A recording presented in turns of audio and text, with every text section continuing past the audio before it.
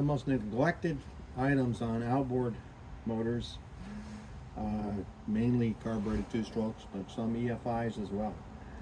The overheat alarm and warning alarm, people don't test them. They overheat their motor, they run it with water in the motor, they have fuel restrictions, or they have no oil in the reservoir. The alarm didn't go off. Well, the alarm didn't work. Well, you should test it every year. And here's how to test it. Key has to be on. And on some motors, when you turn the key on, it'll go beep beep to tell you the alarm works. Still test the alarm in this procedure. So when you turn the key on, it actually puts 12 volts to the alarm. The alarm always has 12 volts to it. All the sensors generally go to ground. Inside the head is a piece of bimetal that contacts metal at the end of this wire. And when it gets hot, the two pieces of metal actually contact each other, complete a circuit for the alarm, so the alarm will go off. So the easy way to test it, you unplug it. This was plugged in like this.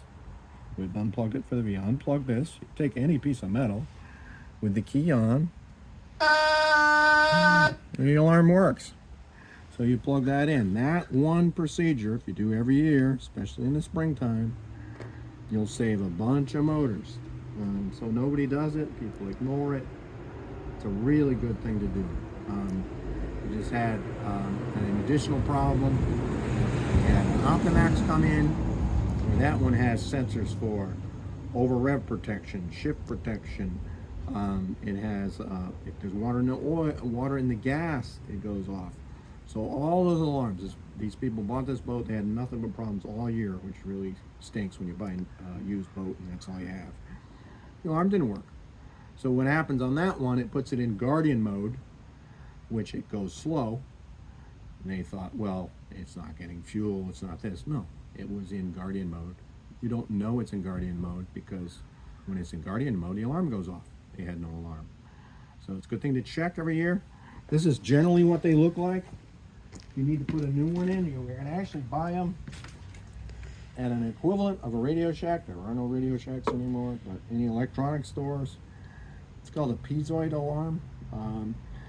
As I said, this is the positive is purple generally. That's on Johnson Evinrude and Mercury. And Yamaha pink is the ground and hot is yellow. But the alarms will work in either direction. They all use the same system on older motors. So we're going to turn on our booster pack so we have 12 volts here. And we put positive here.